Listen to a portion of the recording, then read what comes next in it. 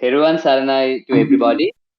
This is actually the first, I don't know, I think it's the Discord Dhamma discussion we are having in 2022. I think so. Yeah.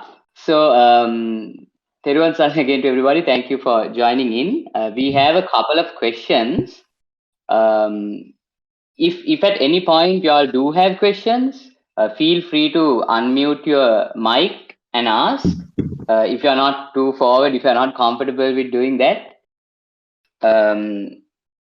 if you're not comfortable with doing that, you can leave the question in chit chat. I hope everyone can hear me.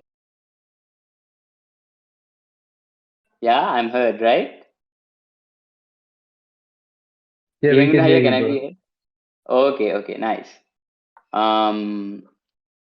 So the first question I thought of the one which I shared in chit chat. I thought of going into that question. So I'll just read it out aloud. Is the person who asked the question here on Discord? If you want to, you can elaborate on that question, or shall I read it out? I think you can just read it out, Machang. Yeah. Yeah. I Okay. think I Okay. said everything I had to. Yeah. Okay. So the question is basically there he came across a series of sutta passages in the Anguttara Nikaya, which says the destination for one without right view, that is Sammaditthi, is either hell or the animal realm. And there's another sutra where the Buddha talks about how to come out of the animal realm with the simile of the blind turtle. And the question is, if we don't get Sammaditthi and become Sotapannas, it's very likely that we are going to die and go to the animal realm or hell.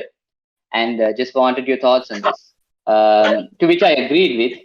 And then the follow up to this question is, then don't you think the smart thing, and this is where the real question begins, then don't you think the smart thing to do would be to live a monk's lifestyle as a lay person in solitude, guarding the sense doors and sense restraint, or to become a monk and live according to the Vinaya? Just wanted your thoughts on this.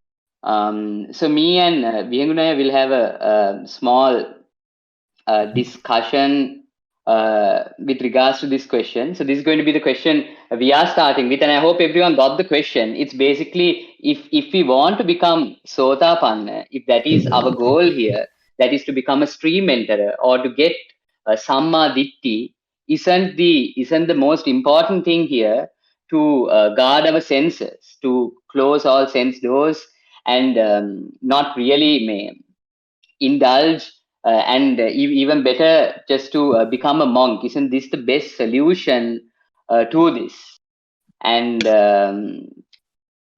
would you like to start off? Yeah.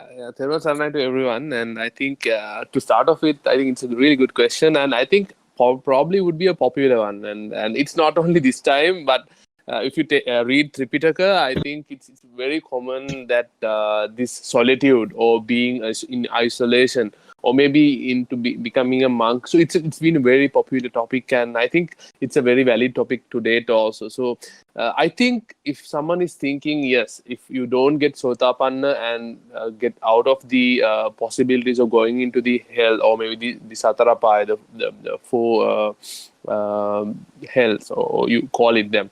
So that is like a good milestone that you will have reached, because like that's correct, right? You know that according to the Paticcasamuppada or maybe cause and effect nature, at the time of your death of this bhava, according to the state of your mind, you will the next bhava or maybe the next birth or what you call it. So it would be that, right? Like based on your the state of your current mana or the mind, right? So if you have something suitable for those hells, right? So it could be the animal realm or it could be the niraya or anything. So if maybe it's anger thought or maybe it's a thought with frustration or maybe with fear, so definitely you will be there in the next immediate bhava would be in those four realms, right? So it's really important that you get Sotapanna. So if someone realizes it, I think that's a victory that person would have gone. That because like even though you have not reached that state, you understood that this concept of cause and effect and getting into the cause and effect nature of your lives also. So the first part of the question is pretty clear, and everyone is, I think, in alignment. So that's why all of you are in this call, probably. So you want to understand more about the reality, what Buddha has, Lord Buddha has taught, and how to become Sotapan, or how to get into this path, or to become a stream enterer, or something like that, right? So I think that part of the question was very clear. And the second part, I think, which is the interesting part of the question. So if it's that's the case, should we go into the monk's life and dedicate the full of our time to go into that winner roles and going through this solitude nature? Yes, I think that is, if someone can do that, that is perfectly fine, and that means that you have the courage and the hetu, or maybe the causes, to become a monk, and like, because it's two ways, right? It's two ways of living in normal lay person, or maybe like in gihi, or maybe in normal ways of living, is one way, right? The other way is to become a monk and fully dedicate and going through that path. It's just a way of living to become a monkship, or to normally live it. So in Dhamma, it is said like, when you're going in the path, if you become a monk, it's like you are a swan. You can slowly go through the path without much of disturbances. But if you are in the normal lifestyle, right, like becoming a normal person, so that means you are something like a peacock. You will have your feathers, like everything distributed, and like they can hit the obstacles, and like it might not be smooth as a swan, right? But the important parts goes beyond that, right? So it's just that your choice to become monk or not, right?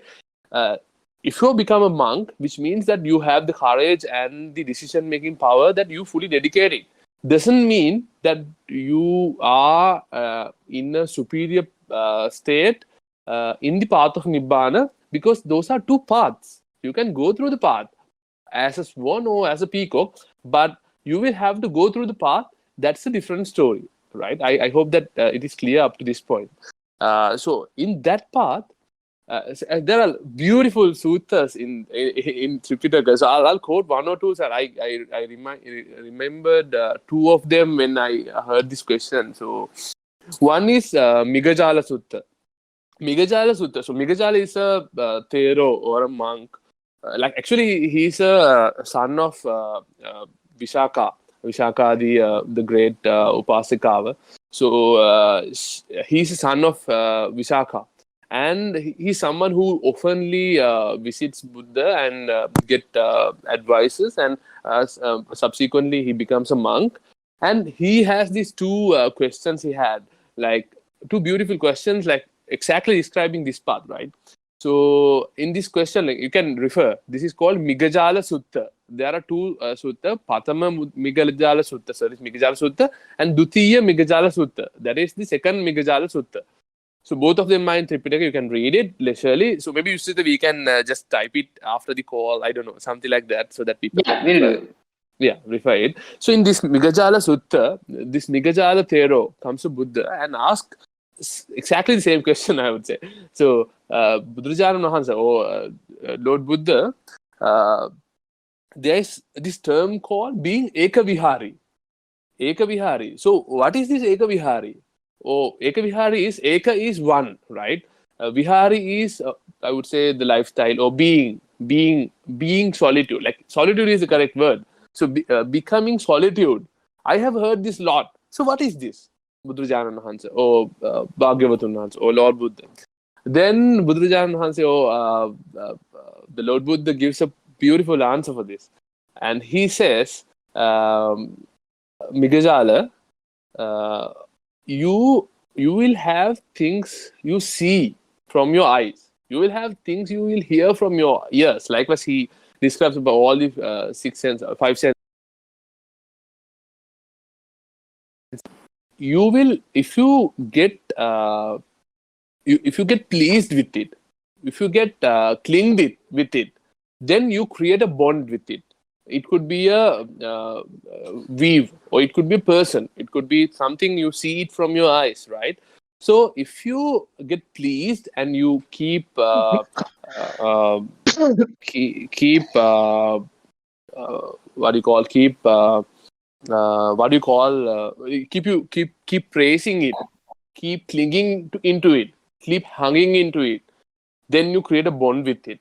That means you go beyond ekavihari. You have a second person which is cling to you. That is called dutiya vihari. Or maybe you will have a second person cling to you. That means you are not ekavihari. So this example goes to the ears, the smell, the taste, and like the touch and everything, right? So I'm not going to describe that, but basically the concept is like if you get clinged and attached and you start praising it, which means that you go beyond being solitude. Even though, so this is when it becomes interesting and very relevant to this question. Even though you are in the jungle, which has these lovely leaves, away from the human touch, away from the whatever the worldly stuff. Society. Society. You are in the jungle full with trees and leaves. You still go beyond the solitude or becoming or ekavihari, and you become a dutiya vihari. You will have a second person clinged with trishna, tanha, and you are not solitude. Then the second part of the sutta comes. Like this is not the second Migadhara sutta. It's the same sutta. Buddhajana says, so if you don't get pleased, if you don't get clinged with trishna or tanha into this sight or the vision or the hearing or the touch or whatever, then even then you become solitude, right? It says even you are in the village, in a monastery in the village, even you are surrounded with males and females, upasika and upasika, even you are surrounded with kings and queens, even you are surrounded by ministers, even you are surrounded by the other religious people, like who are not going in the path, still you become solitude. Still you become ekavihari. So it's a beautiful desana. You have to read it if you have this question.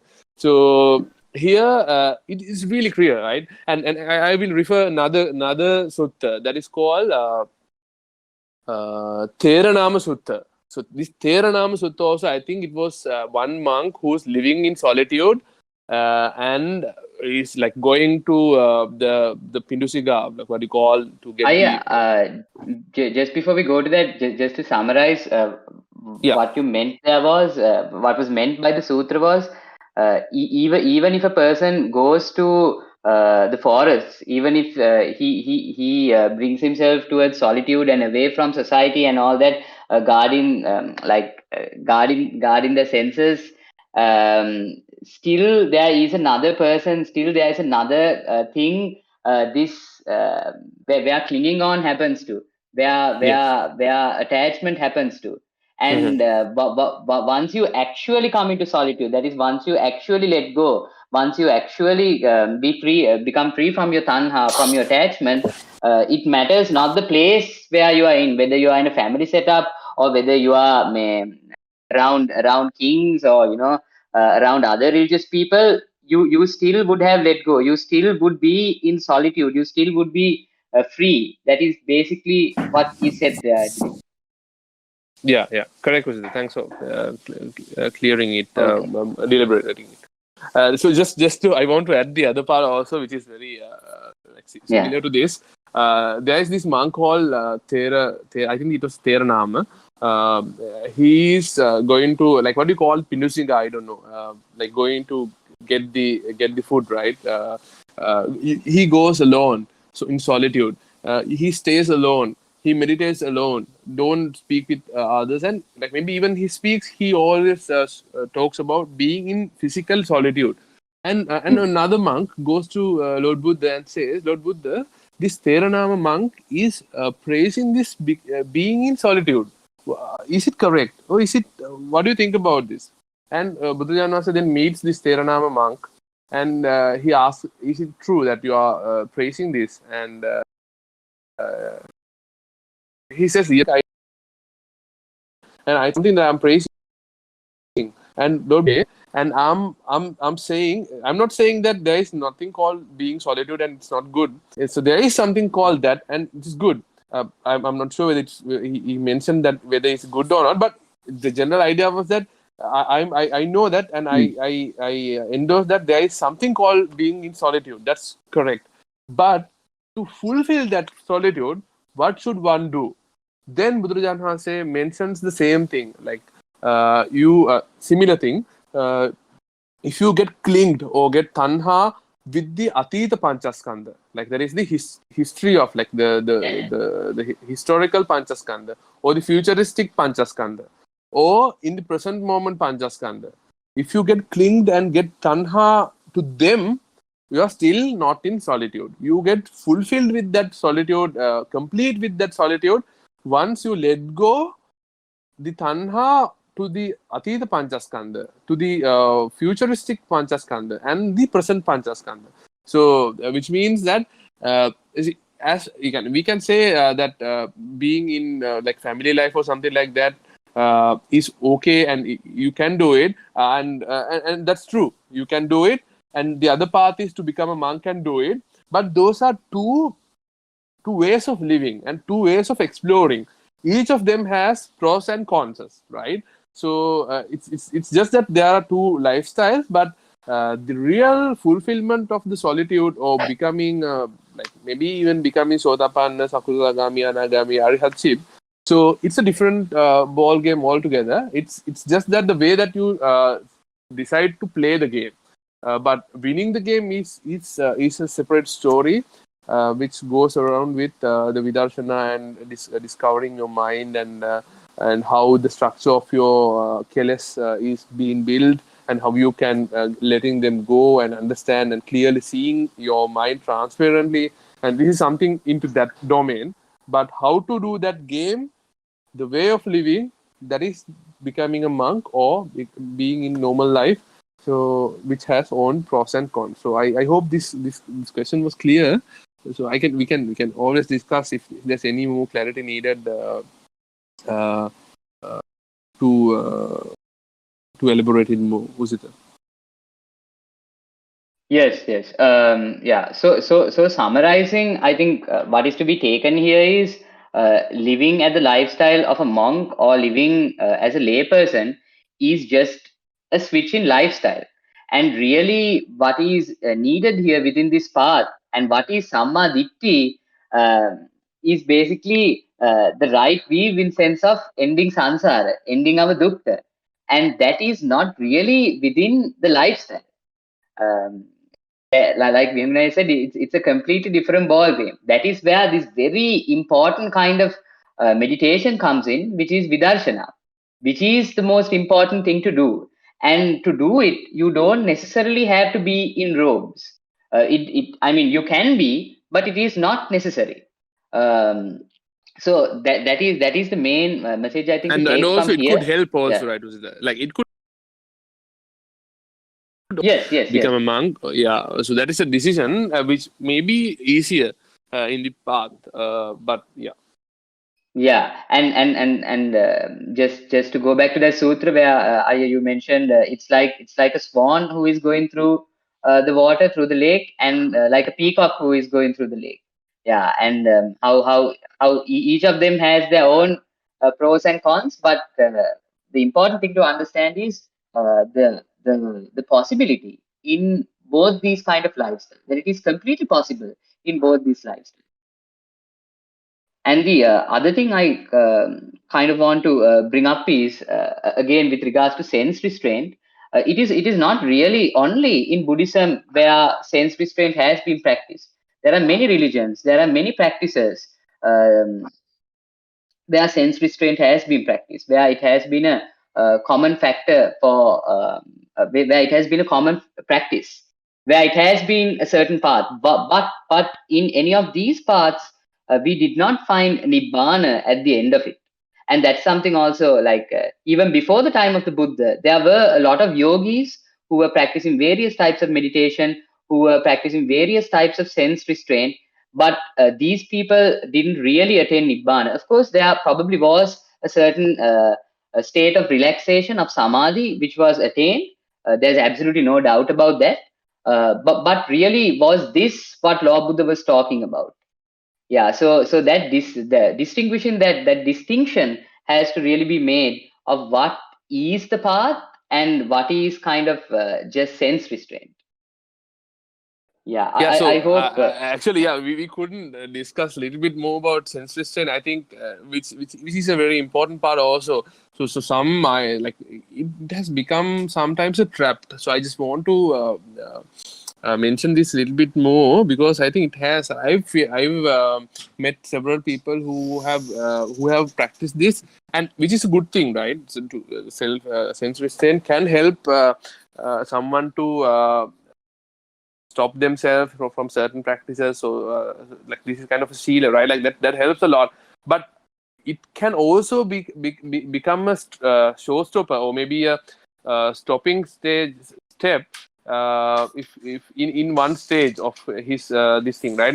Because like sometimes some people are thinking, okay, so if there is a anger, if there's something called causing anger, I should avoid it. I should not even, like, I should put up a wall or a brick wall, or maybe I should look at it, so that if I look at it, I might get angry. So I should not look at it. I should not even talk to this person. It can help to a certain extent, but if you want to figure it out, so nirvana is not something that you go into a box and like you cover yourself and you don't interact with others.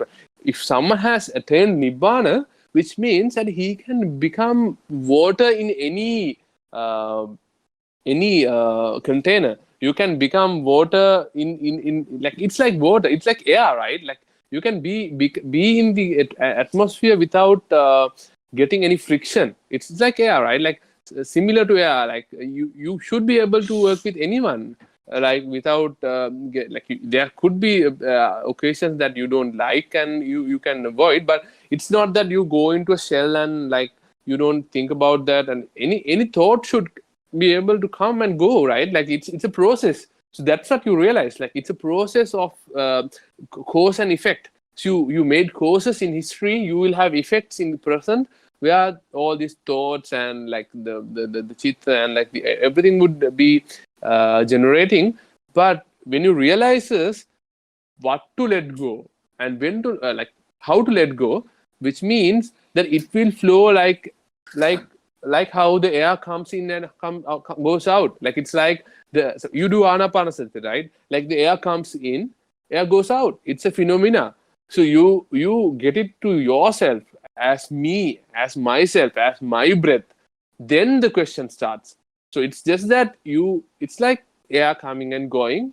So it's just being aware on the, like we can discuss more when we go through it. It's just an understanding of how this samsara is made through the concept of me.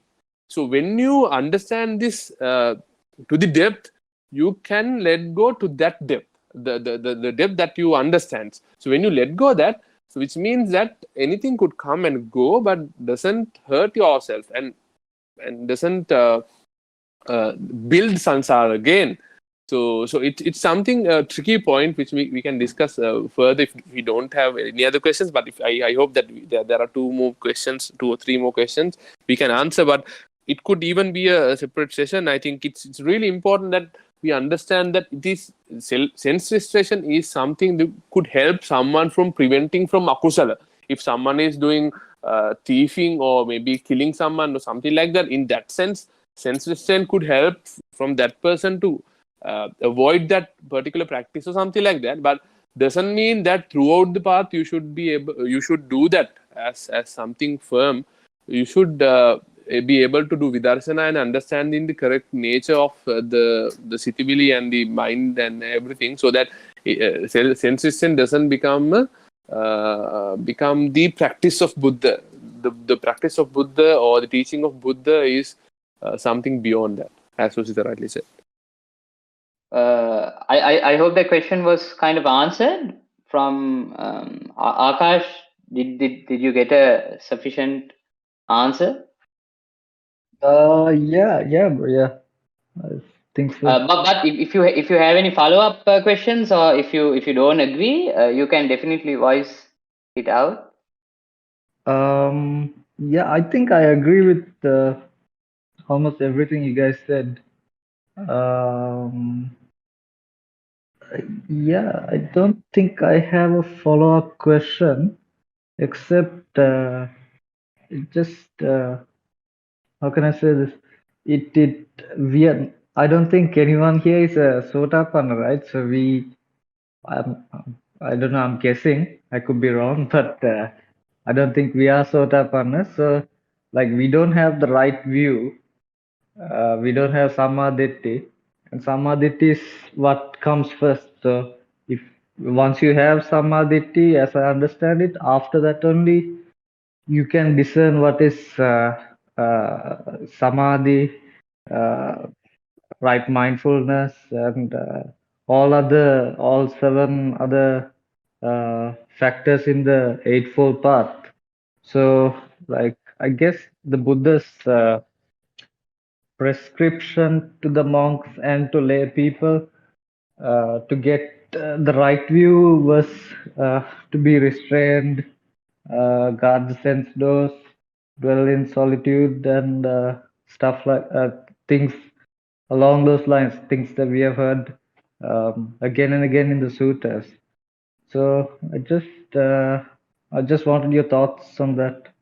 Yeah, so Akash, maybe maybe we'll not discuss about what is there anyone who's attained Sotapanna here, but is there I'm just curious to know, is there anything that stopping you thinking that one could become Sotapanna listening to the Dhamma and practicing to Dhamma? Anyone here, like, do you think that is there something stopping us to becoming Sotapanna? Made you guessing that? I don't think there's anything stopping us, but we don't know for sure that practicing the Dhamma leads to Sotapatti, right? Unless you have become Sotapanna yourself.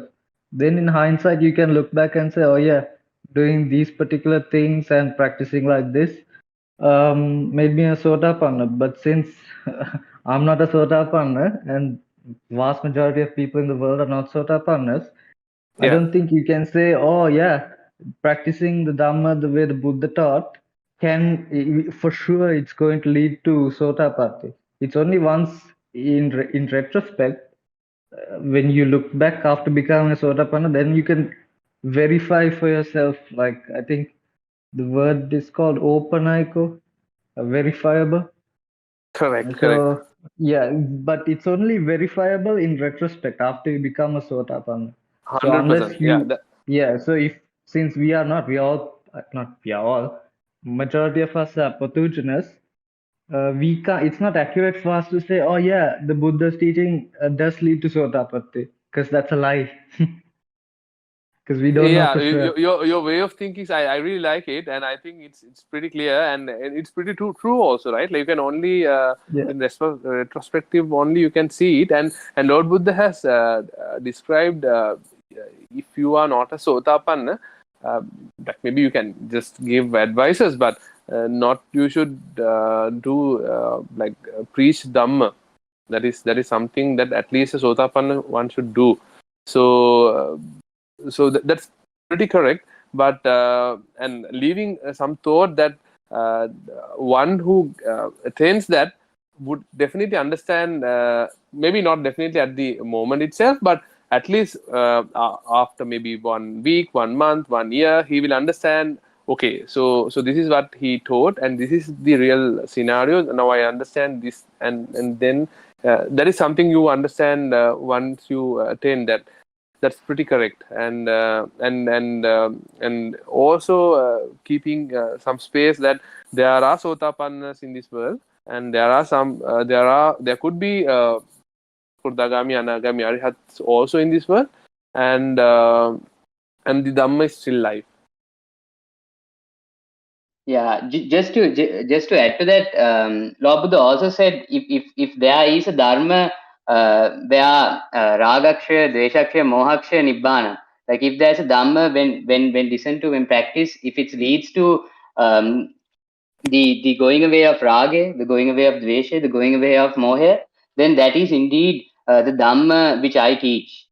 Also, there have been many incidents within where the Buddha would have given a deshana, and while listening to that deshana, there would be people who have attained sotapanna. And in some cases, in the sutras, not just one or two people in one sitting. In some cases, more than thousands of people who listen to the deshana in one sitting, they have attained nibbana. Sorry, not attained nibbana, attained sotapanna. So sotapanna is a very interesting topic. There have actually been discussions done just on this particular topic of what really is a sotapanna, and because there has been a lot of discussion on this particular topic, yeah. And I think for a long period of time, people have thought of different things as sotapanna, and we have also set the bar very high in the sense we have made all these assumptions of what a sotapanna is. But there are different ways to go about it. Just to give a quick brief, like sotapanna, one way of translating is sota. Sota means hearing in Pali, and panya means prajna, so the wisdom gained by hearing. Another one is sota means stream, and panya means going the opposite way of the stream. So going while the world is going in one way, the sotapanna goes in the other way. Yeah. So that being said, sense restraint is also not the ultimate answer, because there have been people who have been practicing sense restraint, and in going to Brahma lokas, Deva lokas, while you are in certain dhyanas, I think practicing them can definitely if in one period of your lifetime, if for an entire lifetime, how you are going to be spending it is in meditation, then basically you are not conducting any acts of dvesha or any acts of raga per se. So you are most likely in your next birth, if 90% of the time you have been in a forest, if you have been in meditation, you can actually end up in a deva realm or brahma realm. But Lord Buddha also said that within these 31 realms of existence, there is no place where you can take as nichai, sukai, attai. That is, you can take. There's no place you can take as valuable. So he didn't even support these really heavenly realms, because there's always a chance of you again going downwards towards the hell realms. So really, what is this practice? Is it really sense restraint, or is it really guarding our senses? Is that the practice? Because for a long period of time, even in my life, I mean, being 26 years old, since I was small, that was the idea which was sold to me. Go to a particular space, isolate yourself, and then that is go to a deep state of meditation or whatever, and that is really the practice. But for a long period of time, personally, that really did not work for me, because when it came to certain practical scenarios, I could still see myself getting angry. I could still see myself. Yeah, it's all very nice and well when I'm away from everything and when I'm sitting down and focusing on my breath. But again, once I come to the world, it's a whole other ball game. When I interacting with the family, it's a whole other ball game. So that's where the practice of vidarshana really kind of helped. Looking into this anger, going into it, seeing what we are taking as valuable, what we are taking as nichai, sukai, attai. Um, yeah, so I think this itself is a good gateway to the next question, um, which itself is yeah. Just give me a second till I find it. Usita, can I have a follow-up question? Yeah, sure, of course. I just wondered, like, isn't having following Dhamma and listening to Dhamma is itself Sammaditthi, right? For sure, exactly. So Samma Ditti means right view, and right here, I mean, for a long period of time, I think at least in the Dharma schools and all I went to, what they kind of tell right view is to be a good person, be someone who's giving, be someone who's kind, and that is Samma Ditti. But really, the meaning of Samma is the Samma. Ditti means we. Samma, sun means this addition process where we are constantly adding, where we are constantly creating causes for another existence. Yeah, so ma means to share this or to stop this process.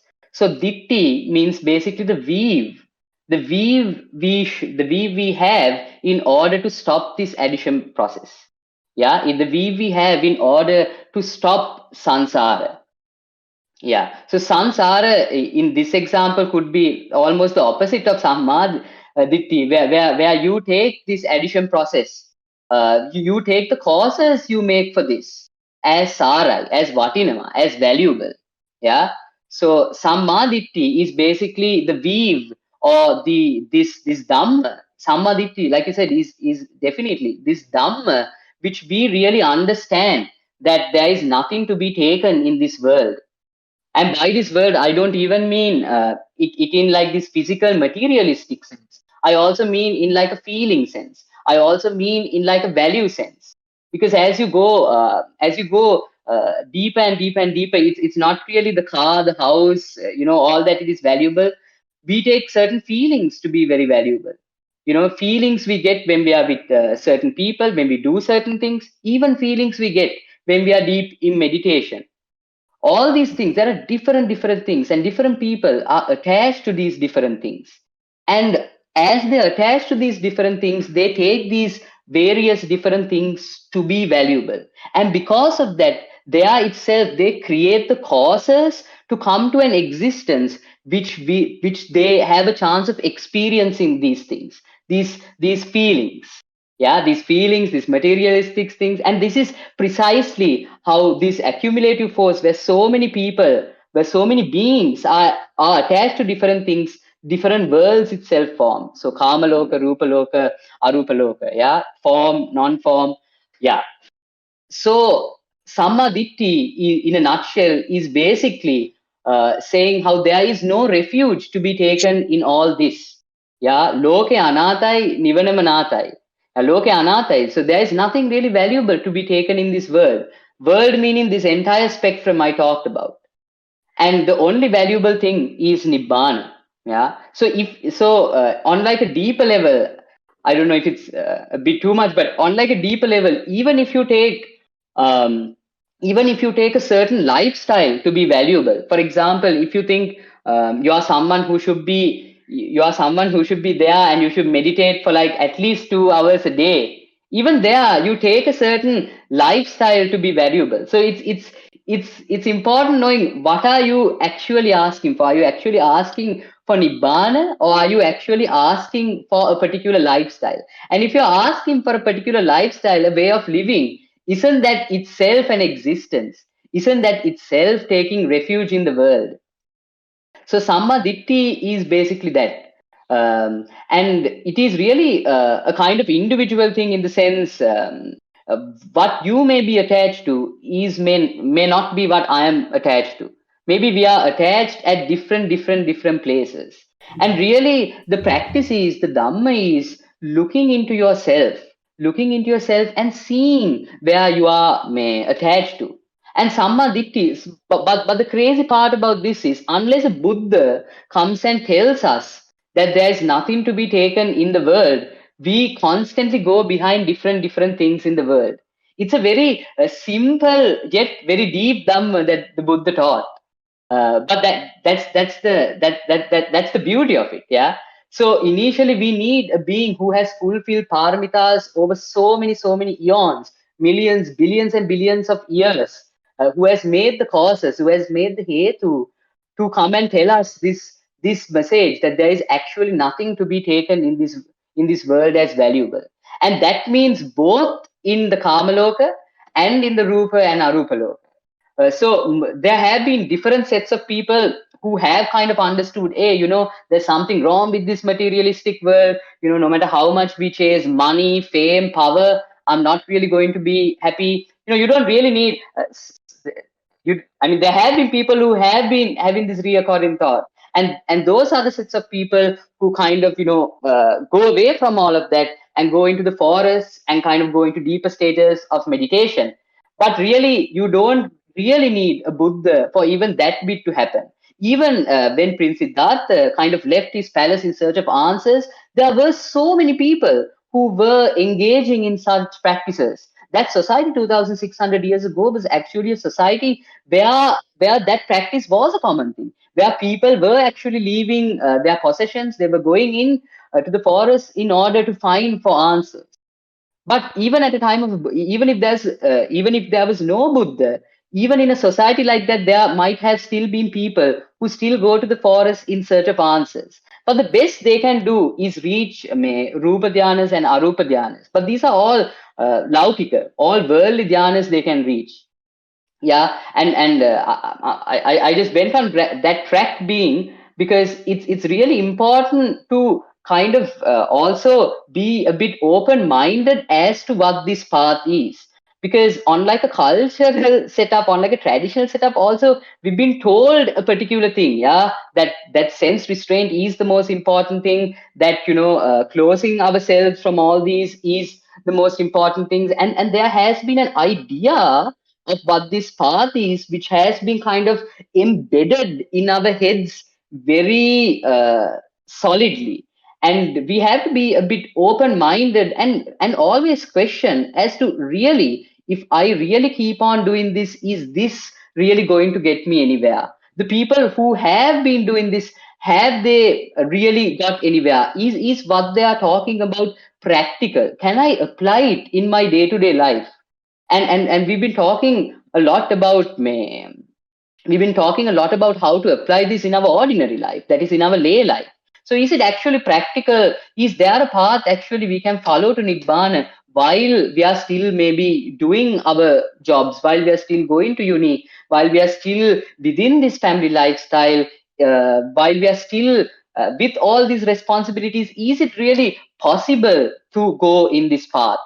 And I just want to say that is completely in your hands. Because if you really do understand this Dhamma, and if you really do apply it, you yourself will start seeing the results. Then you won't need someone to come and kind of tell you that, hey, this is the Dhamma, and it works and it's precious. Yeah, you yourself, once you start applying it, once you start looking into your mind, will see the raga, dvesha, moha, will see the attachments, will see how your attachments itself are bringing so much dukkha.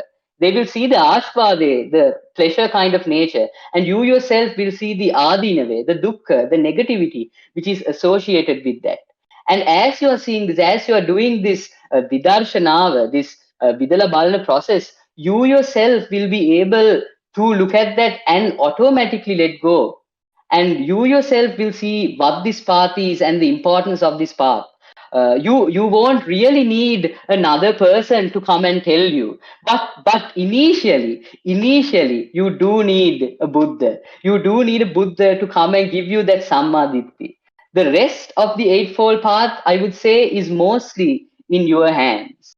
Yeah, but that sammaditthi is actually why we are very grateful for the Buddha, while we are in immense debt to the Buddha for his teaching and what he taught us.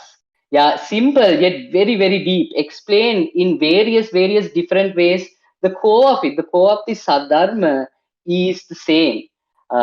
So once you do become Sotapanna, or once you do hear, and once you really understand what this Dhamma is about, the rest of it is up to you. You going on this path is up to you, and there you won't really need another magical person to come and tell you you are going on the right path.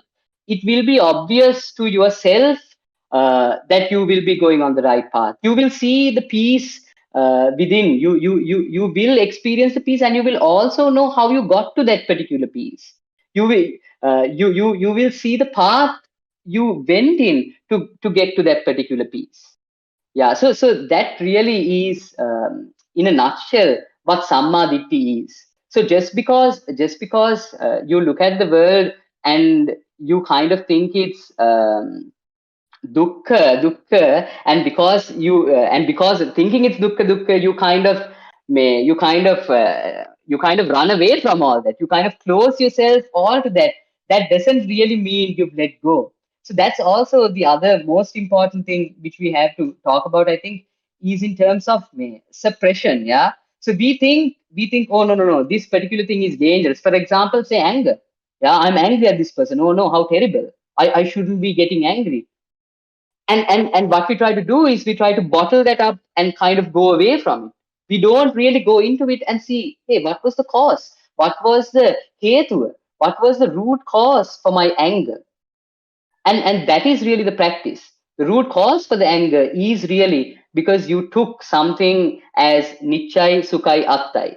Basically, you took something to be to your liking. You thought the world must be in a particular way. You thought that this particular person must be in a particular way. You thought this particular situation must be in a particular way. You built that model in your head. You got attached to it so much that when it didn't go that way, because that is exactly what the world is, anicca, it's not to your liking. And when it didn't go that way, you got really disappointed. And that was the cause for your dukkha. But the thing is, we don't know this. This is happening on an unconscious basis every day, all the time. That's how the minds have been programmed. They are constantly programmed to take things as valuable. Yeah, they are constantly programmed to take a certain way, a certain lifestyle, the world as valuable. Really, what you should be doing is whenever you feel this kind of dukkha, whenever you take it as valuable, to be aware of it initially and then look at it if it is really valuable or not. This is a deep investigation process which is happening. This meditation is an investigation which is happening. Yeah. So yeah. Was that clear? I think I used a bit of time to explain that, but was that clear? Yeah, that makes sense. Yeah, I got the point. Yeah, it's like, yeah, what you told is really true. Like, we were taught to suppress ourselves, but the thing we should do is like express those feelings from ourselves. I mean, like, looking to those, right? Yeah, thank you so much. Yeah. No worries. So yeah, more than suppress, like Vihingunai earlier also said, if you are someone who does certain akusal, for example, you are someone who brings definite harm to another person, like you steal, you kind of harm, yeah, then definitely put effort and suppress that and stop that. But really the core of the practice here lies in understanding, in realization. So you won't have to suppress at a particular moment. You will really, out of understanding, you will be free from it. So that is really the kind of path that it is a deep realization. It is a realization. As you go further and further into this path, what happens is this realization. Yeah, and most of the time, the obvious answer is not to kind of suppress. Yeah, because it's one thing to kind of keep it down there. It's another thing to actually let it go a bit and explore. Yeah, because if you are going to stop it from the very first thought itself, and that is actually very difficult to do, one thing, but there have been yogis who have been able to come to that level.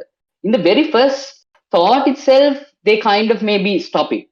But really, if you don't look at it, if you don't explore it, if you don't investigate it, if you don't understand it, how really will you get to the root of it? Yeah. So if the leaves are sick, we apply medicine in this path, in the Buddha's teaching, to the root. We don't apply directly to the leaf. You are angry, because there is an underlying cause for this. And the Dhamma is going to help you to find that underlying cause, to get there, to vidarshana there. Yeah. Usita, I can just To... yeah, no, Yes. I'll just just very clear, Usita. I just reminded about this nice analogy one teacher of mine gave me, gave in a desana of himself about this thing, right? So it's like a cat and rat game, right? So cat trying to catch a rat or mice, right? So think about that keles or the thing as a rat, right? So your mind becomes, your prajna becomes a cat and catches that mice and or the rat, right? So if you just try to see that rat or investigate rat, if the rat is so powerful, he will go beyond your control, and he will again run and go to his hole or the dig or wherever he lives, and you will not be able to find him again. Right? So that's when you go to the akusala kind of thing, and it's really harmful to the society and even for yourself. So that's when the rat is very powerful. Your keles is very powerful that you can even harm, even you can be so annoying, and like you can be very harmful, and it could be very toxic. So that's when the cat, the prajna or the awareness, you should catch the rat. Once you catch the rat, maybe the self-restraint, so the sense restraint, or maybe to weaken that rat, you will have to do certain things.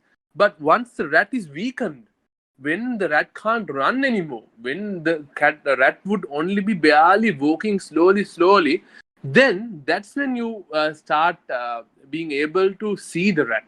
That's when you start able to investigate the rat and observe the rat. And that's when you will be able to go get away from the rat, or maybe to end that process or the keles. So it was a very nice analogy for me, at least, like, because like if you are very powered up with that thought or something, like your that thought or the keles is going everywhere without any control, you can't do vidarshana, right? You can't contemplate it. It's just that it will go everywhere and take yourself also to everywhere and to very harmful situations. So that's when you will have to maybe do sense restraint, maybe stop it by force, maybe you put courage to stop it, and maybe you take time for this rat to become weakened.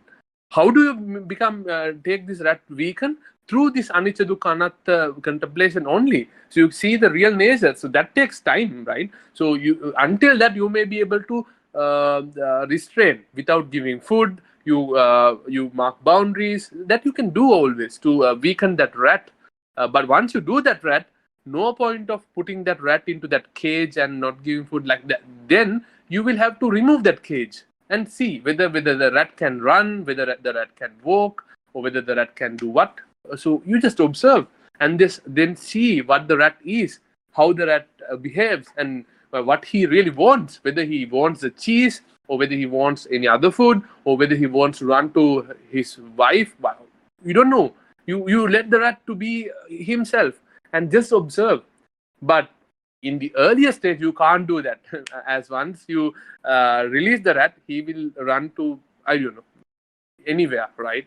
So it's a nice analogy I wanted to bring out through to this discussion. And yeah, that's what I want to bring up. And one point that Mahesha mentioned, like, isn't listening to Dhamma and practicing Dhamma, isn't it that this Samma Ditti? But I think Usita explained well. So these Satra Sotapatti Anga, the 4 Sotapatti attributes, are leading to Sotapatti or Sotapanna state, but they are not Sotapanna. So listening to Dhamma can lead. Like, you know, the 4 Sotapatti attributes, right? Like the Dhamma listening, like being with Kalyana friends, and practicing the Dhamma, and seeing the root of the thoughts that you have. So these are the 4 Sotapatti Anga, so 4 Sotapatti attributes. So these would lead to the Sotapanna, but listening to Dhamma or practicing Dhamma doesn't mean that it is sammaditthi, it can lead to sammaditthi. So just a small clarification, but I think the explanation which they gave was very detailed, and I think that was very clear. Thank you, Siddha. That's what I want to add. Yeah. I think that's also very important to understand. And also, just to add to that, it doesn't mean for each and every person who kind of comes across this Dhamma that they will kind of become Sotapanna. Yeah, so they also should have had made the causes to kind of understand it. So prajna itself should be there in a particular level to even kind of may understand it. So the prerequisites should be there. Yeah, and that is also a process. That is also a process which takes lifetimes. Yeah, even to come to a stage where we can listen to the Dhamma and understand it is a process which can take lifetimes. And I just want to remind saying that we can't really look at a person and tell this particular person is suitable to become Sotapanna or not. Yeah, at the time of the Buddha, some crazy people kind of became Sotapanna. We had and even attain arahatship. Yeah, so there are some extreme examples. Even if you take someone like Angulimala after killing 999 people. So what does that mean? How can such a evil kind of person may attain Nibbana? And the answer to that is he has made the causes, though. He has made the causes for the prajna to understand. So we are only seeing maybe 0.0001% of his lifestyle, of his life that we saw in this particular bhava. Yeah, 99.99% of his lives where he has done the kusal, where he has made the causes, where he has engaged in meritorious deeds, one after the other, after helping. We don't see any of that. Yeah, but still, even he was a person who was still able to understand the Dhamma. And then there are various examples of certain Sotapanna people who were actually lay followers.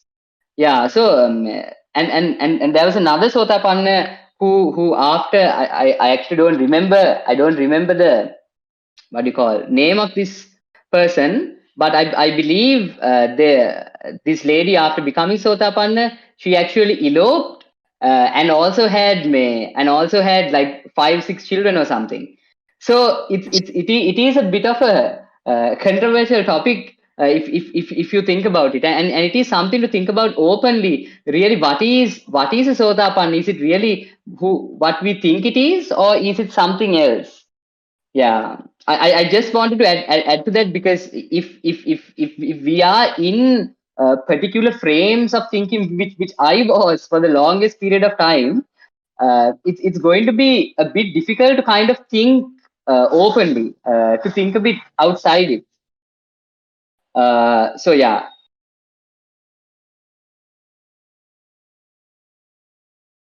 Any questions, or what do you think about the time? Should we go into the other two, or should we do that on the next session? What do you think, Vihangunaya, or anyone else?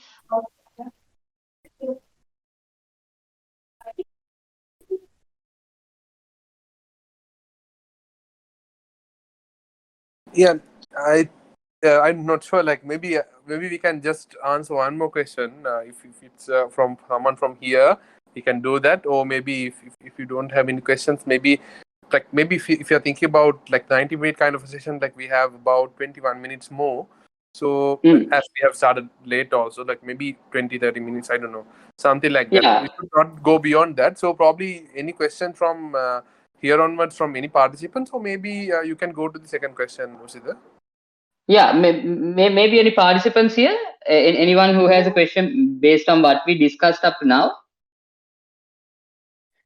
Usita, can I raise a question, or can I make a statement? Yes, of course. Hello. This is Roshan here. From what I gathered, I maybe I'm sort of stating something which I understand. I think the lady you mentioned who had several children, maybe we supposed to have 20 children, and she was Sotapanna. I think that was one. I think we seem to worry too much about whether we are or whether we will attain the Sotapanna state. In one sutta where the Buddha has stated that's like a who looks after her eggs very, very carefully, relevant hatching it in time. So if she worries this egg is good, whether it will produce a, she keeps on pecking at it all the time, so it won't get desired results. So like that, he has compared, you should do the process, and the good process will develop within you, and you don't have to worry about the ultimate state of the yoga or whatever. These things develop as you practice. Hello. Exactly. Yes. Yes. So yeah. That's That is a something very which important point. Yeah. Yeah. other Because way we might lose our yeah, way. for He sure. wasn't For looking sure. for the forest, Yeah. That's what something came to my mind. Yeah. For sure. Otherwise, our main like the way we understand all these pala also from I think for most people is also could be in terms of a very laukika, like a very worldly way where you think And it's some sort of achievement, some sort of badge yeah, you want to wear and yeah, get to, yeah. But that itself is like absolutely. missing the point. That itself is like Mm. again making another existence which you think is kind of valuable, yeah. So Yeah, yes, that also can be yeah, said. you're, Uh, yeah. Attached to that shows us, your attachment you exactly, can get exactly. rid of. True, Mm, true. That was yeah, my point. your priority can Anyway, shift. Yeah, your priority can shift to right? actually wanting some big attainment rather than getting rid of dukkha, which is really at the core what this path is. No, dukkha nirodha marge, Yes, the path yes, out of dukkha. There, without really yes. focusing on your vidarshana, without really focusing on your raga, dvesha, moha, you really can Mm, build mm, this kind of new moha, this new raga towards a particular state, towards this mm, spiritual state where you think is valuable, where you think should be what yes. should be achieved. Yeah, but that And itself can be a oh, trap, and we should be careful. Yes, yes. and also something which I I thought I have understood is try to develop in my case the Sandiptiko Guni, where you this your song, the three songs. I mean, we have so much inside us, and you then start, you have identified, and then you explain those particular things. I mean, that should start. Yes, yes, yes. Venguna, do you want to add anything to that? Yeah. So I think I think the question, if I got it correct, so seeing about this ragadvesha moha, like how should one look at it and how one could identify it, right? So that is the basic question, or maybe the discussion point, right? If I'm getting it correct. Yes, yes. Okay, so I will add something very important here. So there are some sutta like this, like I think Usida, we might need to write down because otherwise we will forget. So I'm referring these suttas because like someone could leisurely go by themselves also after this call, so that will help. So there are some sutta called Chetana Karaniya Sutta. So maybe we'll put the name Chetana Karaniya Sutta and Ananda Kusala Sila Matya Sutta. So Ananda Kusala Sila Matya Sutta. So these two, and there are a few others also we will mention in the chat later.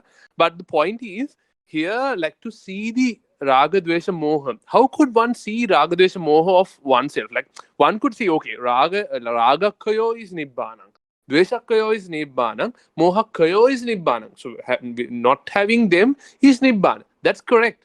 But how could one see individuals raga, individuals dvesha, and individuals moha? This is bit of tricky because like if you see something, you can say okay, this is anicca, this is dukkha, this is anatta, this I should not cling or I should not get anger. So you can just theoretically think about that. That doesn't help a lot.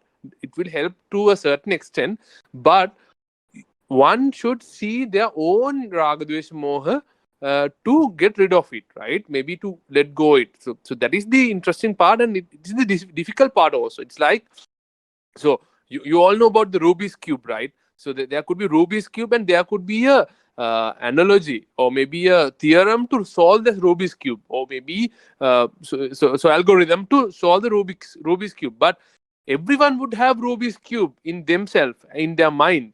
But themselves, they will have to understand the current state, what is the formation of that Rubik's cube, and how this algorithm can be used to solve that Rubik's cube of himself.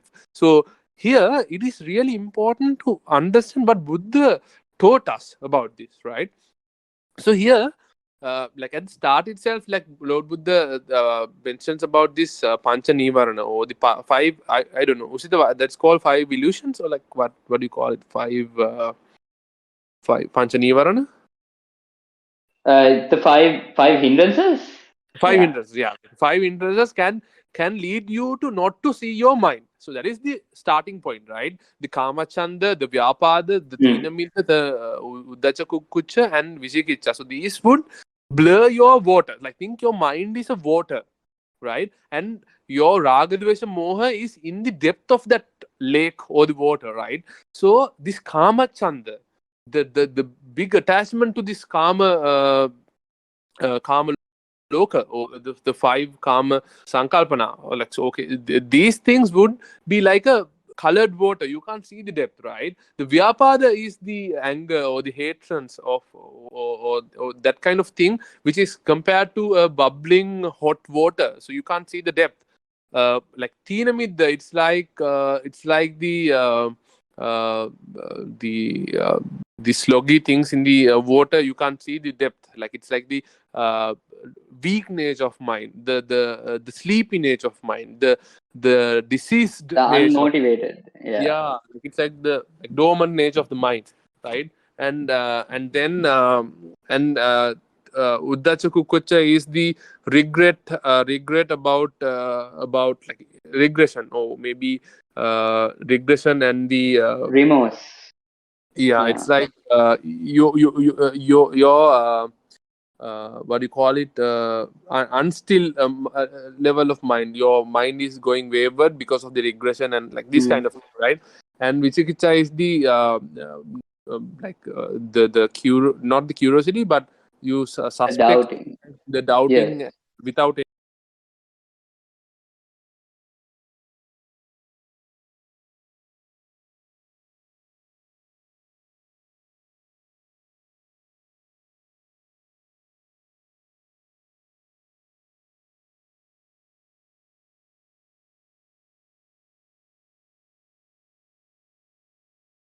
Water is called a Vipilisara Sita. So Vipilisara Sita. Vipilisara Sita is the mind is not clear. It's not calm. It's not like clear. It's disturbed, right? So this Vipilisara Sita is understood as a cause not to have the vision or the prajna or the seeing of right amount of seeing of your mind in the exact nature, right? So if you have this Vipilisara Sita because of these five hindrances, or maybe due to any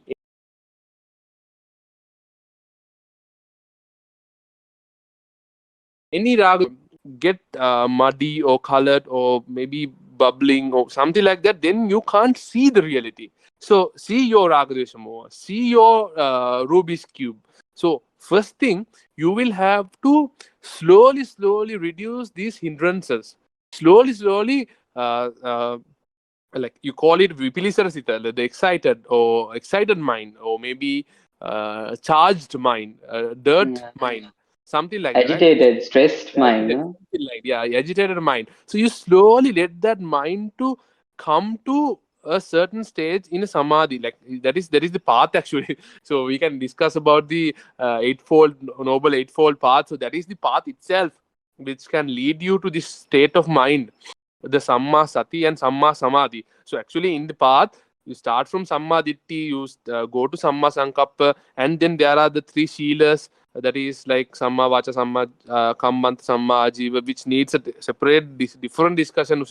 We can do that about the eightfold path.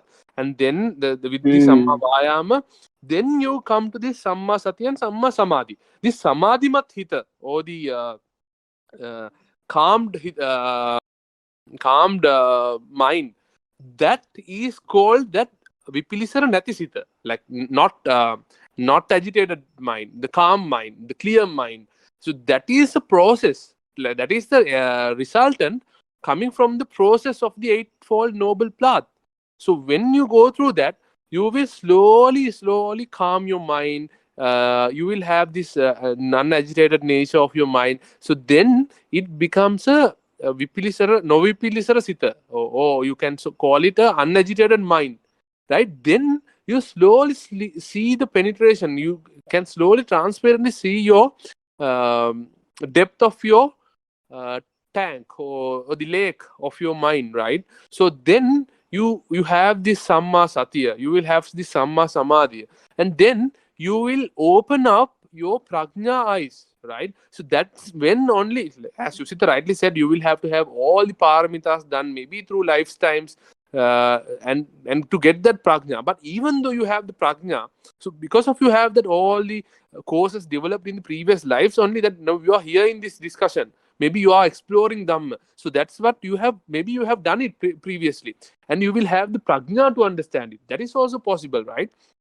But these 5 hindrances, just to add to that, I think that's also a very interesting point, no? As to why we are even in this conversation today. Why are you even listening in? Why are you even trying to find what this path is? Why are you even trying to get rid of your dukkha? Why are you even drawn to this particular thing? And if you are resonating, why are you resonating with this particular thing, which actually makes a lot of sense to you, but it doesn't? It seems to go over the heads of so many other people. Yeah, that is also a point to think about, because it may be that we have a certain level of prajna to understand. We may not be as far away from Nibbana as we think we are. I just wanted to add that. Thank you for adding that. So continuing the last point, so when you have this settled kind of mind with Novipilisara Sita, or the non-agitated mind, you have, like, if you also have this prajna and all the paramitas done in the previous lives to get resulted in this situation, then only you will see your mind, right? See, it would not happen every time, right? At the start, it would be instances, like small instances, like maybe 1 minute, maybe 2 minutes, maybe 5 minutes, maybe in your meditation. So that will happen only then. All the 24 hours in your day could be normal, right? But there would be this sparkling moment, or maybe there would be some moment in your meditation, because your mind is now settled. You can see transparently. Now there is this moment, you can see it clearly. You can see it transparent. So that is called the Vidarshana mind, right? The Vidarshana Chitta. In this Vidarshana Chitta, your mind is in a Samadhi state. Your mind is having the Sati, the correct Sati. It's in the Satara Satipatthana, the Satipatthana. So maybe in that domain, right? So you could, you have opened your prajna eye. You can't open your prajna eye without this with this agitated mind, right? If you have this agitated mind, your prajna eye doesn't help to see your own raga dvesha moha. So that's when Buddhajan Mahanse describes this eightfold noble path. You should go through that. It's like, maybe we could definitely do a session on this, Sita. So because that is purely the path that you will have to follow with the prajna part, the Sammaditi, Samma Sankappa, and which has been nicely built through this Shila part, the Samma Vacha, Samma Kammanta, Samma Ajiva. When you build that, you with the correct Samma Vayama, and then you build the Samma Satya, Samma Samadhi. Then only, if you have built your prajna eye in your previous life, so this life, or whether you have built in these paramitas, then your prajna eye can be opened. Then you can see through the water. then you can see the small integrities of your mind slowly. Maybe at the first you will see maybe for in the meditation itself only, right? You will see, okay, right, so I'm attached to this world because of this person, because of this object, because of this concept, because of this feeling, whatever. You will slowly see it. And this probably could be in your meditation. So that is when it's like a cricket match, right? You get out, you get out every time in the match. But when you start practicing in your net, when you start go to the practicing nets, and maybe it could be badminton, tennis, whatever the sport, you go to the practicing nets and practicing sessions, you slowly start practicing. If you get out from the cover drive, like maybe sweep, whatever the shot, you will have to slowly practice it every time. You just play that shot only, and you slowly practice it, and that there could be one particular sparkling moment. You see, oh right, so this is when I'm getting out. So this is the whole thing, which is like you will slowly start seeing the first point, and then that is in your practice net. So the following day, you go to the job, you go to the university, you go to the school, you go to your family, and this particular point would rise again, right? So then, if you have done this, you have seen this point of your mind through the unagitated, in the state of unagitated mind, through your prajna, and while doing vidarsana, probably in your practicing session, if you have seen it at least for once, you will see this in the subsequent day, in your normal day-to-day life. You will see exactly that in a much more transparent way, much more in much more depth. You will see it, and at that moment you will realize what you should do. At that moment you will have that samadhi mind, maybe just for split second, maybe for 5 seconds, maybe for 1 minute. You will have that samadhi arisen again into that same state that you were in the, maybe at least to 30%, 50% state that you were in the meditation previous day, when you were doing your vidarsana, when you were calming down your mind and seeing your depth of your mind. The same raga, dvesha, moha you will see in the following day, and at that moment you will again have that samadhi, opening your prajna and seeing the exact nature. So this is called in Pali as the yatabhuta jnana darshana. Yatabhuta jnana darshana is seeing it as it is, not fabricated, not imagination. It's seeing the exact nature of the situation. So you should see this exact nature, exact sort of this situation, the person, the object. Then the nibbidava happens. So nibbidava is you let it go. You don't do it. You don't do it consciously, or maybe you don't do it by force. It just happens. It's like a poisonous mango juice. If you know that if this is a poisonous mango juice, should I ask you, don't drink it? I should not. It's not needed for me to ask you not to drink, right? If you get realized by yourself, you will not drink it. It's not something that you should do consciously or by force. It will happen. So it's just that you will have to have this unagitated state of mind with predecessor prajna and paramita in yourself. If you do practice this is a samma kammanta, right? You start practicing it. Start practicing your Shila part, the Samma Vacha, Samma Kammanta, Samma Ajiv. So we can discuss more about this Arashtangika Marga later. But when you start practicing it, you will slowly see, when you reducing the 5 hindrances, you will slowly see your mind is slowly getting transparent. You slowly see it very clearly. So then you will have this one blissful moment in your meditation. Start doing like maybe 5 minutes, 10 minutes, 15 minutes, whatever. Every day, at the end, or maybe at the start, just try to meditate while you do follow the Arashtangika Marga for 8 Noble Fold path.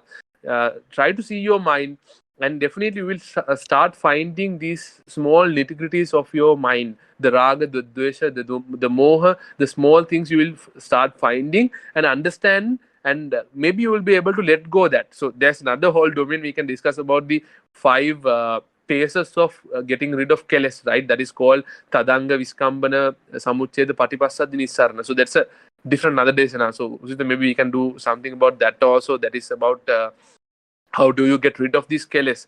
So when you might get the split second, you see that keles, and you get rid of that keles at a particular moment itself, right? So then you start slowly doing it every day, every maybe hour, I don't know, maybe you start practicing it well, you will start realizing the yathabhuta jnana darshana, the world as it is, with your prajna eyes. Then no one needs to ask you to let it go. No one needs to tell you to let it go. You yourself, your mind will understand the real nature, the real anicca dukkha anatta nature of the world, and you will let it go. And you start doing this, you will slowly feel how you unload the whole weight you carried throughout eons. You release the weight you carried throughout samsara, which made the suffering, made the creation process of suffering. All this weight, all these wet clothes, all these wet weights in your head, slowly you start unloading. So when you do it, you will, no one will, like, even though someone would say stop it, it's wrong, you will feel it for yourself, right? When you feel it that you're unloading this huge weight you carried throughout eons, then you will see, you'll slowly get them off, and slowly you will start them realizing in your normal day-to-day life, and then slowly you will start removing of this keles little by little, and one day you will find the ultimate depth of all this creation process of samsara. And once you let go that, you should not let go that by force, but similar to the process that I explained earlier, you will go into that depth, the root cause of everything. Then you see the yathabhuta jnana, or maybe you see see that point also as it is. Then automatically the process will let that go out, and then that's when you end the creation process of dukkha, the samsara. I hope that was clear. Any other questions which are there? I think we can do like a few more questions, one or two more questions, or comments. Anything you want to add? Anything you want to clarify with what we talked about today? Oh, can I ask a question? Yeah, of course. Okay, so I'm here like in the USA, like in the West, and so practicing the Dharma and everything. Usually, when you go about your day doing like meditation, everything, how should you go about going into samatha and like samadhi and everything? Like when in the day should you do it? Like how, like interacting with people and like utilizing bana and everything, trying to like whenever you get angry at people and things of that sort, how do you use that type of mind, like right effort and like right concentration and such? Yeah. So with regards to this, you're again asking how basically you can use the Eightfold Path, how you can practically apply it in your day-to-day life. I think that itself is another topic which has to be probably more focused. It's a more focused topic to do. So yeah, I think we can do that, but just to give some answer to that, you can like Yeah. if you talk about the meditation part, maybe my advice is for you, like it's like the same, right? Like so there are people who can wake up early, there are people who can stay late. So that's something individual nature, right? So the time for the meditation also like that. So maybe I'm not a person who can wake up early, but usually people who go through this path, like I would say majority would advise, and I too advise, if you can wake up early and like if you can do daily at least 30 minutes or 15 minutes and do this contemplation. If you can do daily, maybe around 4 o'clock or 5 o'clock, 6 o'clock, maybe 4 to, I don't know, 4 to 7 o'clock, or maybe 6:30 would be the ideal time if you are doing it in the morning. If you can do this vidarsana contemplation at the night, maybe after you finish your work, maybe anything. So I practice it like that. After you finish your work, before you sleep, maybe not in your bed, maybe in your bed, but maybe before you really go to the sleep, but try to do it just after you finish your day work and you get realized, and when you have opportunity to look back at your day, how it went, if there is there anything that you could look back and contemplate and maybe do vidarshana. So that can also be a useful handy way, so that you will have real world examples to vidarshana of that day. So my advice is that whenever you, as Sushita rightly said, the practicing the eightfold path is a like holistic topic that we should discuss, and maybe you should definitely go through. But as a practice, as a samma kammanta, if you can dedicate 15 minutes, 20 minutes at least for your daily routine to contemplate or do this vidarshana, to calm up your mind. As you said, like you mentioned word about the samatha and the vidarshana, right? So there, in Buddhism, like the Lord Buddha's teachings, there are like three ways of that, right? That is, one is called samatha, like in Pali it called samatha purvangama vidarshana. The second one was vidarshana purvangama samatha. So this means you start with samatha and then switch to vidarshana. So samatha is the starting point, and then you move to vidarshana. And there is the second way, vidarshana purvangama samatha. You start with vidarshana, and that itself brings you samatha. So that is the second way. The third way is you can practice both together, samatha, vidarshana, yuganadha. So that means simultaneously you practice both. So so in meditation, this would also be another session probably about the ways you can do meditation. So samatha is you calm your mind. So like I mentioned about this lake thing, your water, to get it unagitated, to get it calm, you use samatha. So in this samatha state of mind, you will be able to then see transparently about your water. Then you can see transparently into the depth of your lake of mind. So that's when you do vidarshana. But there are certain people who have practiced vidarshana in their previous lives, or maybe they have practiced throughout eons. So probably they would be able to directly go into vidarshana. Maybe just directly see the root. Maybe they would have a good prajna level. Maybe special prajna level, maybe not good prajna level, maybe some. Hello. My voice was not clear, right? Yeah. Towards the end, could not hear When you. did it fade out? cut off. Around a good prajna level, how people who there are people who can Yeah. start with vidarshana. Maybe, Yeah. maybe not good prajna level, maybe a special prajna level. They could Yeah. start vidarshana. They could start from vidarshana. They start from vidarshana, and then that itself become some samatha for them. So it's another practice. Maybe we can, like, this is a whole like little bit of bigger section about the meditation types and how you should meditate. Like maybe samatha, I think there are very good karmasthana, or maybe like some the kind of poems that you can use to samatha, like maybe the Buddha attributes, maybe the love and kind meditation, maybe there are some karmasthana that you can use. So these are things that you can steady up your mind, unagitate your mind.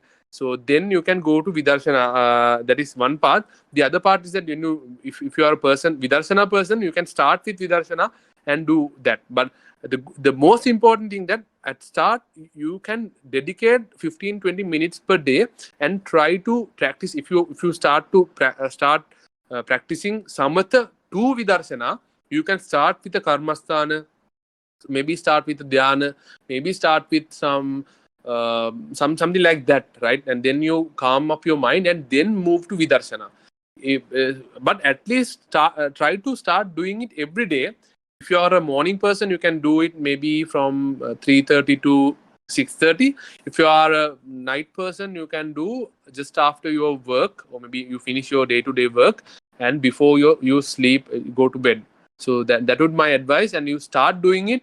Start identify whether, I think most people would start with samatha, because I think starting from vidarshana is kind of a very I think minority would have that. But you can start with a small samatha, love and kind meditation, do buddhu guna, Buddha attributes, or maybe to do karma, start with the karmasthana. You can do that and steady up your mind, and then slowly shift to vidarsana and see about what happened in your day-to-day life, and what are the things that you cling, and what is the real nature. So maybe the things we discussed earlier in this desana in this discussion would be helpful for you to calm up your mind and see the root of the mind.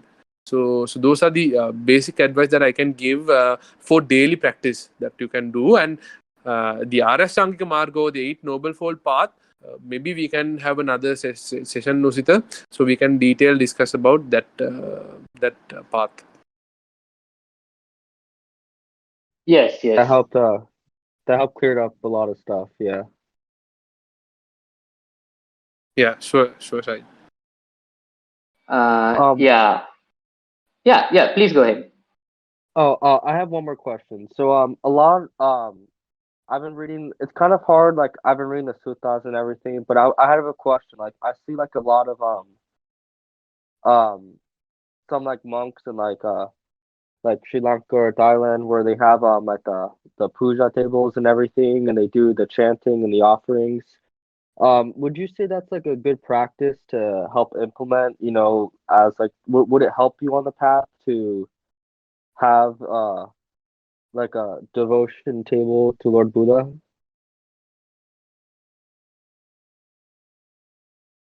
Yes. Good question. And that's kind of a question a lot of people kind of get into in Sri Lanka also, because we have one set of people who kind of really get into the puja aspect, the offering aspect, the worshipping kind of aspect, and really here.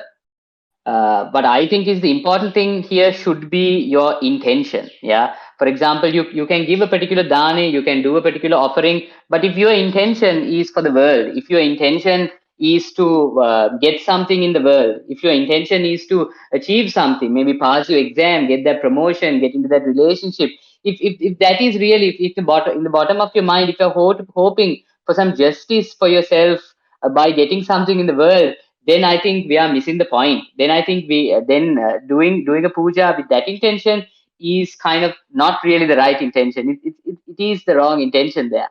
Of course, of course, because when you get to the core of the Buddha's teaching itself, what he said was there is nothing to be obtained in the world. Yeah. So, but however, if the intention is to attain Nibbana, and you're offering this because you also want to go on this path, and you think and you're offering it with the intention that may I be able to somehow or the other fall into this path, may somehow or the other I'll be able to accumulate kusal, may I be able to increase in prajna in order to understand, in order to be free from my dukkha, in order to attain nibbana. If really this is your intention, you are actually building some strong causes there by doing all these offerings, because there is absolutely nothing wrong in doing all these rituals as long as your intention is set in the right direction. And I think more than 90% of people's intention while they go to a temple or while they go and they make offerings to Buddha is sadly not towards nibbana, but to gain some sort of worldly thing. Yeah. So Usita, if you no, go ahead. No, please continue. No, I just wanted to add, like, you're perfectly correct in saying that this would be the correct thing, that to give offering or do this all this pinkam towards nibbana. So that would be the best thing. But just like being fair to the others who don't, you can't do it, like you don't understand it, but still that would still lead them to the path, right? Maybe they do the offering, and that is a good thing. Relative to what they do in the other parts of their life, they do that offering and maybe wish for something like good life, something like that. Maybe that would lead them to the situation that they can understand this one day. But like even that is good, right? So that would definitely help in the path. Like some people think that is dangerous, that like if you do it and like if you wish it, maybe you will get a good life and then you will get more clinged into this world. And that is, I think that's not, doesn't make much sense, because like if you are in the deepest level of mud, you at least you have to come from that mud, right? So you do that offering, like you do all this paramita, like the dana, shila, nekama, prajna, kanti. So all this paramita you do, right? So these are good things. Like at the start, one can't ask someone to wish for the ultimate nibbana at the start itself, because they are not in the position to do that. But slowly they would come there. They would have a good life. Then good life also, they will see this is like anicca, this is like dukkha, this is anatta, and this is not something that I can seek refuge from. So they will see that, and then they will slowly understand that I should not wish something from the dana. I should not wish something similar to this in offering. So I should only wish nibbana. I should only look at the path, and that will subsequently come. In the path, if someone is thinking, okay, I should do this offering and get a good life, be it that is also good relative to what they could do otherwise, right? So that would encourage them into the correct path, and slowly, but one day there would be a certain stage in their path that would lead them to not to wish that new good life, not to wish that that relationship to be like this, or this vehicle to be theirs. Like they will let that go once their prajna levels come to that level. So in that level, what Usita mentioned earlier is 100% correct, and at that level, someone would by themselves understand the anicca, dukkha, anatta, and the real nature of the world, and they will let go them. But before that, sometimes even offering, expecting thing could be something of good rather than the things that they were doing earlier. Rather than not offering at all. Yeah. Exactly, and not offering all, and maybe at that time they would have done some bad thing, like I don't know, some worse thing. Yeah, so yeah. So that's when all That's these cultural yeah. things help, Pusita. So like all the temple structure, the dana, the katina pinkam, and all these flower offerings, and like lot of things in that cultural aspect, right? So these would help people to come out from the mud, right? Then only they can realize the problematic part or the negative consequences that they will have from the aswad. So we should be conscious that, like, if someone is doing pinkama expecting something, that's also okay, but for the time being it's okay. Yeah, because what easily slips our mind is that different people are at different parts of the path, and this can be a very long path. And depending on where the person is with the level of prajna, with the path leading to that level of prajna, even the step out of the mud, like you rightly said, Daya, could be a different step to different people. And no matter what's said and done, they should take that particular step, whatever that step may be. And yeah, it's easy. I think even I have when I was much younger. Very much got into this almost this like judgmental setup of, yeah, why are we wasting our time on this? But that itself is because we don't understand the different levels different people are on the path. Yeah, when you look at the whole picture to it, if everything kind of makes sense. I hope that answered your question. No, that does answer my question. Thank you. Yeah, the reason I want to ask about it too, because like I think it would help me for like to keep my mind, like to help me remember the Dharma throughout the day, and to keep that type of mindset to be in samadhi. Yeah. For sure. Because another thing I think is at different points, I feel like we have to vary our practice. You have to be a bit smart about it. For example, say you are using a particular karmasthana and you feel like you reached a point where it's stagnant. Yeah, we should be kind of wise to kind of change it up and see where we can go from there. Assess where we are kind of stuck, and then do what is necessary to move from that step to the next one. Yeah. So, for example, if we have been if you're stuck in one point in Vidarshana and we can't seem to go any further, yeah, doing maybe the rituals, doing certain offerings, setting our intention, that could be important. Yeah. And then once we feel like, yeah, okay, now I can sit down in one place and go deeper into this, then we can do that particular thing. Then if you feel like, yeah, I should look into the qualities of the Buddha, Buddhaguna, then you can meditate on that particular thing. Yeah. So it is a very open kind of playground as to what you can kind of do here while you are on the path. And there are many karmasthana out there, so you can like browse through and see what is most suitable for you, what works for you, because what works for you might not work for the other person. Yeah. So I think overall, listening with an open mind, taking in what is necessary, applying that particular thing, is the way to go. And you yourself will see what works for you, what doesn't, where work is needed to be done, what you understood, what you haven't. You yourself, little by little, as your pancha nivarana, as your hindrances kind of go down, you yourself will kind of see yourself through this path. Yeah. Any other questions? I think, no, yeah. I can't think of any, but thank you so much. Okay.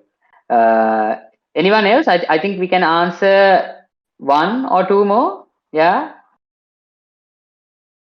Any other questions from anyone else in the?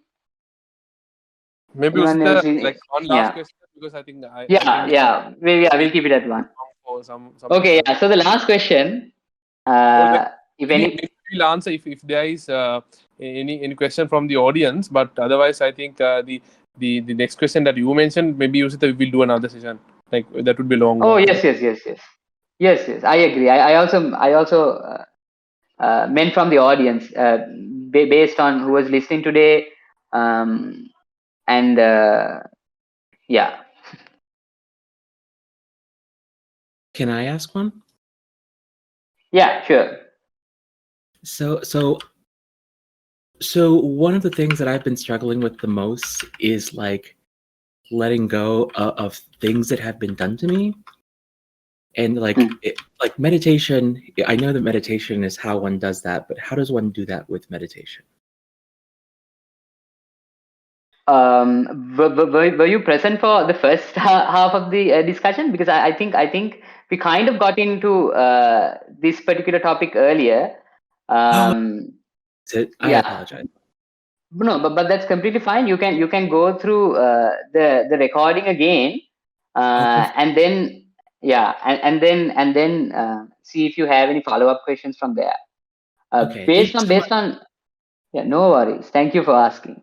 Yeah, anyone else in the audience who was kind of present for most of this discussion, and from there, if you have any questions or any comments or whatnot, you can raise them now.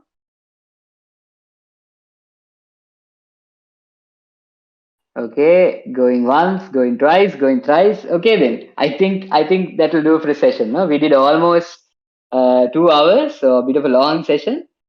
And yeah, let's end at that one. I think it was a very interesting session, and I think some of good points came out. And maybe if you can like listen to it again, maybe sometimes you might find something in depth rather than you heard for the first time. So if you have any follow-up questions, maybe I think it's welcome, and we can do follow-up sessions also on those questions. And I think yeah, so I think yeah, that's all from my end. I think thanks for joining, and I hope that this would lighten up your path. Yeah, hope this benefited everyone. So with regards to Discord discussions, I think we should at least be doing one, and I will definitely try to schedule at least once a month a Discord discussion, so we can all get together and discuss any questions, any problems, any clarifications which are needed. And also next time maybe we can also try to incorporate a meditation, a small short 15 minutes meditation. Yeah, so okay, then let's end today's session. Thank you everyone for joining. Hope you all were able to benefit in some sort of way, and Teruvan Saranai.